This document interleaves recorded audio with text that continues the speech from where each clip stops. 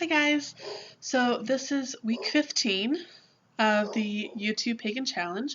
Hopefully you can't hear that dog barking in the background. So this week's question is, do you perform spells on a regular basis? The answer is no. I do not perform spells on a regular basis. The reason is, I guess it depends on your definition of a spell, and lots of people have different definitions. So I will just say that talking to some people in the community lately, I always associated a spell as something that you do, like you sit down and you make a candle spell or a spell pouch or spell jar, and each item means something. You put it all together, and you have your spell. You carry your pouch with you. You light the candle. You have the bottle. You add maybe have things that you add to the bottle. And then for ritual was like for the Sabbats and Isbits. It was a ritual where you actually have an activity that you do during your celebration, and you might have a spell component to the activity, but the spell component of the activity makes the whole thing a ritual. And some people I was talking to, they said that to them, a long-term spell is my version of a ritual, and then a short-term spell is my version of a spell. And kind of what they meant was, you do spell work during the Sabbats and Isbits with the different spells and activities that you do. And then you can have long-term spells where, like, if you have a candle spell that you light every day and you switch out the candles all the time. If you have a spell pouch that you have, like I actually have, I guess, a long-term spell going on. I have spell pouches I make that I make for protection. I have certain items I put in them for protection, and I have the protection pouches, and I put them around the house and to protect the house, and I switch them out every year. So I guess that kind of is a long-term spell. Crystal grids, if you keep your crystal grid up year to year, that could be a long-term spell. Grids themselves can be spells regardless how long you have them up. And there's also been the concept of, I was thinking of different types of spells. I'm also doing the Grimoire Challenge on Tumblr, and they have, think of all different ways you could do a spell. And I was thinking, well, out in the garden, I could have a little garden altar, which could have just a few, natural items, like some rocks and things that represent something to me in that specific area. And because I'm putting intention to it, that's a spell.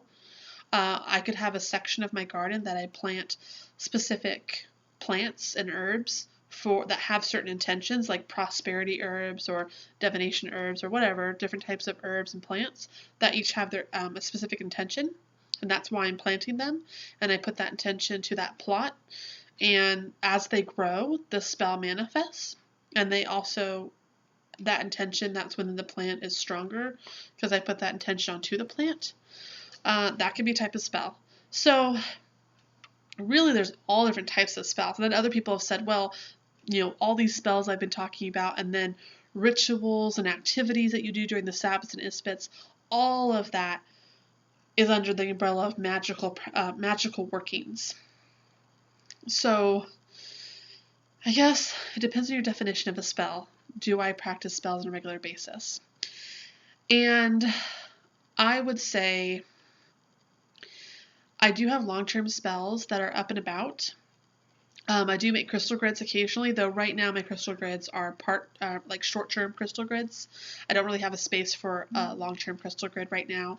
I usually set up a crystal grid for each of the Sabbats, so I have a little mini altar, and I set up a crystal grid for the Sabbat, and basically it's just a grid to bring the intentions and energies of the Sabbat into my life. So I have the one for Ostara up still until Beltan, And the Ostara one's just new life, new growth, new beginnings, the earth, and it just, all of my crystals are egg-shaped crystals. I got a bunch of little mini crystals, egg-shaped crystals from Healing Crystals like last year. Anyways, so that's just really like a really cool Ostara decoration. But that's the grid. And I have those grids up from Sabbath to Sabbath. I mean, I have crystal jewelry that I wear. I have different pieces of jewelry that I wear for different intentions, like for protection or concentration or studying or confidence for like job interviews, or even like prosperity ones, just to make sure that I get good deals when I go on hauls and everything that I will wear. And so I guess that could be a type of spell. So do I perform spells on a regular basis? Meaning, to me, do I sit down and make a spell pouch or a candle or a bottle or something? Just like, those are my top three.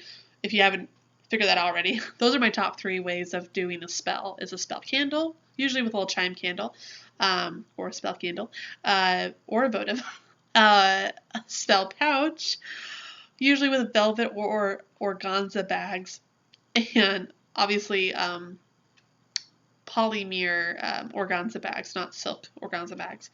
Gotta protect those silkworms and gotta go against child slavery. And there's my activism for the day. And spell jars or bottles, which to me usually are long term. Spell jars and spell bottles are usually long term, like a protection one or something, or to get rid of negativity. It's a long-term thing. You could also do like a long-term prosperity one. The pouches are usually short-term.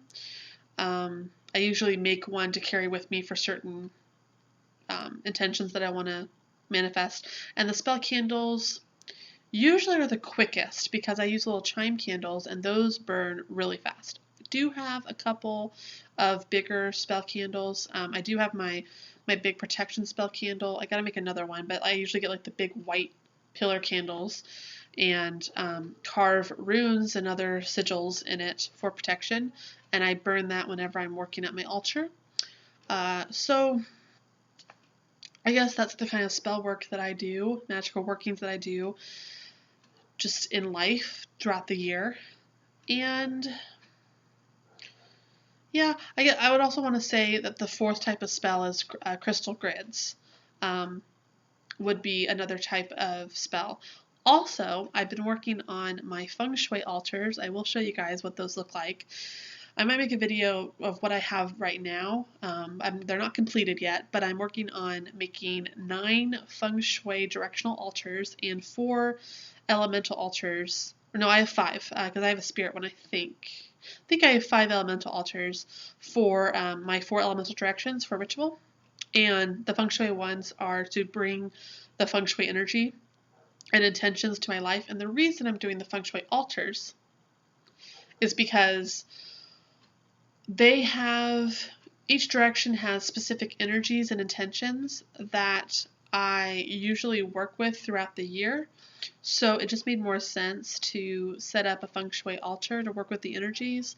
And then I have different items in the altar that I can work with, and I can go to one altar and work with the altar, work with the items to bring those intentions and energies into my life. And so they're not all active at the same time. I guess since they are an altar, in a way they are active, but they're not like high energy, charged up active unless I specifically go to it and light the candle and work with the altar and work with the items in the altar.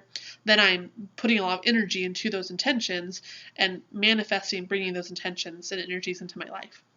That was probably the easiest way that I thought of to do kind of spell work with the feng shui altars. That's kind of my newest thing that I'm doing. So that is my answer to the question. And I actually think it'd be cool to see how other people answer this question. And I think it's really interesting. I've talked to a lot of people and seen a lot of videos of people talking about their spell work, and it's very interesting the range of how people work with like spell work and like how often they do it and everything, and their viewpoint on it. So yeah, so thanks for watching. Have a good day and a good night. Blessed healing. Bye.